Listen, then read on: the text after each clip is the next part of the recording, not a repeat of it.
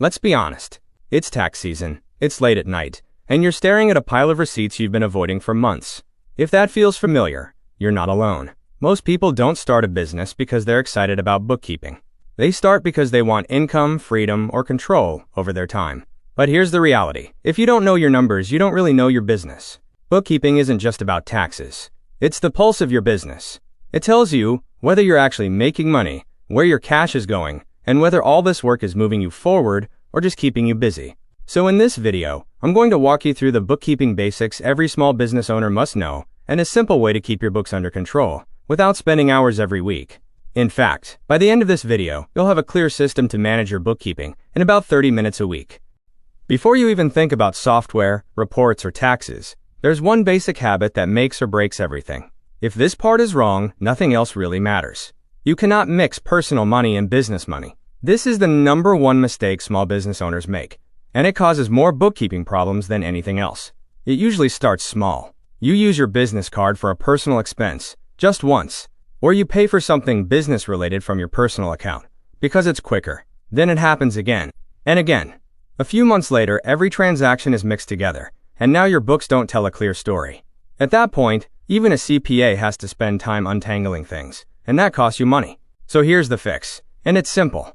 You need a separate business checking account and a separate business credit card. Those accounts are for business only. No groceries, no personal subscriptions, no random transfers without a reason. This one habit alone makes your bookkeeping cleaner, your reports more accurate, and your life much easier when tax season comes around.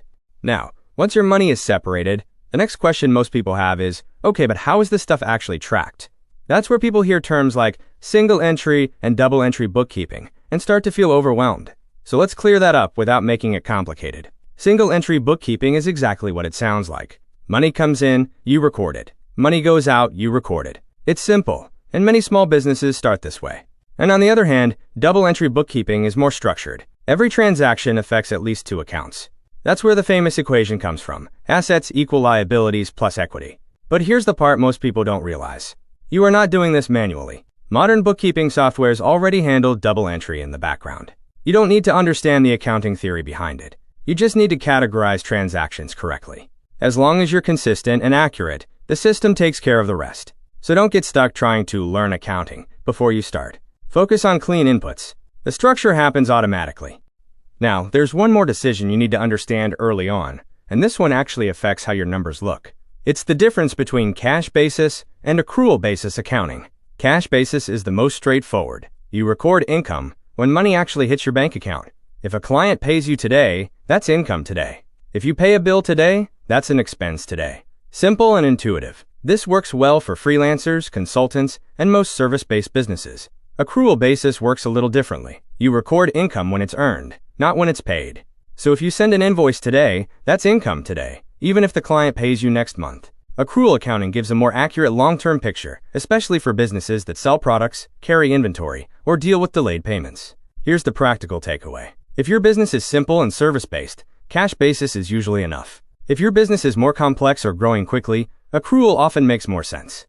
Now, once these basics are in place, separated money, clean tracking, and the right method, your bookkeeping finally starts producing something useful. And that's where the real insight comes from. Because the next step is understanding what your numbers are actually telling you. Because bookkeeping isn't the goal, clarity is. And that clarity usually comes from a few key reports. You don't need to memorize them. You don't need to analyze them every day. You just need to know what they are telling you. The first one answers the question almost every business owner cares about most. Did I actually make money? That's what your profit and loss statement shows. It lays out how much money came in, how much went out as expenses, and what's left at the end. This is the report that tells you whether your business model works. If your profit and loss statement is wrong, you might think you're profitable when you're not. Or you might feel stressed and struggling, when, on paper, you're actually doing fine. That's why clean bookkeeping matters. Because this report is only as good as the data going into it. Now there's another report that often feels more intimidating, but it's answering a different question. What do I own and what do I owe? That's what the balance sheet shows. It lists your assets, things like cash, equipment, and money owed to you. It also shows your liabilities, things like loans, credit cards, and bills you still need to pay. The difference between those two is your equity. Even if you don't look at this report often, it's incredibly important. Banks look at it. CPAs look at it. and it tells you whether your business is building real value or just getting by month to month. Now here's the report that surprises most people, because it explains something that confuses a lot of business owners. Why you can look profitable on paper and still feel broke. This is where cash flow comes in. The cash flow statement shows where your actual money is moving. Money coming in, money going out, and what's left in your bank account. This matters because profit does not equal cash. You can have strong sales, send invoices, and still be waiting weeks or months to get paid. If you've ever looked at your numbers and thought, I'm making money, so why does my bank balance feel low? This report answers that question. Now here's the important thing to understand. You don't need to master these reports overnight, but you do need to respect them, because when your books are clean, these reports stop being scary. They become tools. They help you make better decisions. They help you spot problems early, and they help you stop guessing. At this point, a lot of business owners start thinking the same thing. I get the basics, but I don't want to mess this up. And that's a fair reaction, because bookkeeping and accounting are one of those areas where small mistakes can turn into expensive problems later. This is where bringing in a CPA often makes sense. And let's be clear about something up front.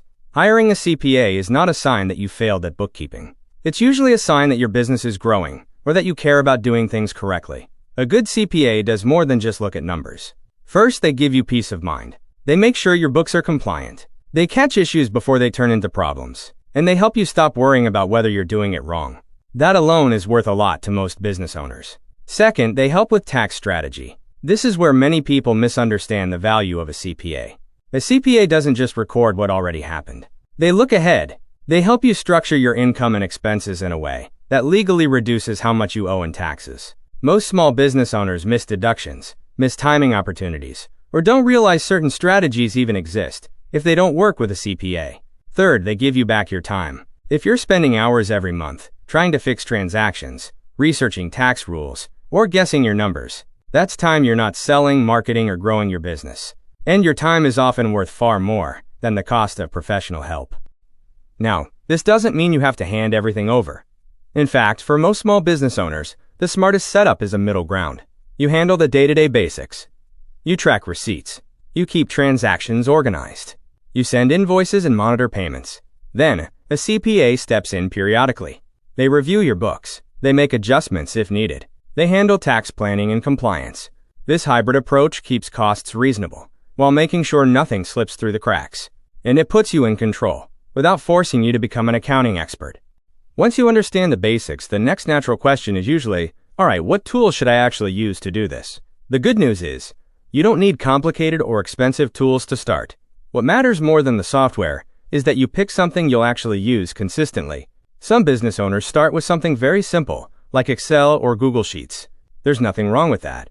They're free, flexible, and easy to understand. The downside is that everything is manual. You're entering transactions yourself, checking totals yourself, and fixing mistakes yourself. That works when things are small, but it can get time-consuming as you grow. That's why many people move to basic bookkeeping apps. Tools like Wave or FreshBooks connect to your bank and automatically pull in transactions. This saves time and reduces errors. They're especially useful if you're early in your business and want something simple but more structured than spreadsheets. Then there are the tools most CPAs prefer you to use. QuickBooks Online and Xero. These are considered industry standards for a reason. They handle double-entry bookkeeping in the background, generate clean financial reports, and scale as your business grows. If you plan on working with a CPA long-term, starting with one of these usually makes life easier for everyone. Now, one important thing to understand. Software doesn't fix messy habits. You can have the best tool in the world and still end up with bad books if you don't stay consistent. That's why tools should support a simple routine, not replace it. And once you combine the right tool with the right habits, bookkeeping stops feeling overwhelming. Because the real secret to clean books isn't doing everything perfectly. Instead of letting things pile up for months, set aside about 30 minutes once a week. That's it. Put it on your calendar if you have to. During that time, you're just doing 3 simple things. First, deal with receipts. Every time you pay for something related to your business, capture it right away. Take a photo with your phone, upload it to your bookkeeping app, and move on. Receipts fade, get lost, or disappear. Catching them early saves you stress later. Next, review your bank transactions. Open your bookkeeping software and match each transaction to the right category. Don't overthink this. You're not trying to be perfect. You're trying to be consistent. The same type of expense should be categorized the same way each time. That's what makes your reports useful. Finally, look at your invoices. Send out any invoices that are still pending. Follow up on unpaid ones. A lot of cash flow problems have nothing to do with sales. They come from delayed billing or forgotten invoices. This weekly check keeps money moving and prevents surprises. And that's it. No long sessions, no month-end panic, no year-end cleanup. When you do this every week, bookkeeping becomes routine instead of stress. And when bookkeeping is routine, your numbers stay clear, which makes running your business a lot less exhausting. Now all that's left is to tie this together and make sure you don't ignore it moving forward. So here's the big takeaway. Bookkeeping isn't about being perfect. It's about clarity. Clarity on your profit, clarity on your cash, and clarity on where your business is going. Whether you manage your books yourself or work with a CPA to guide you, just don't ignore them.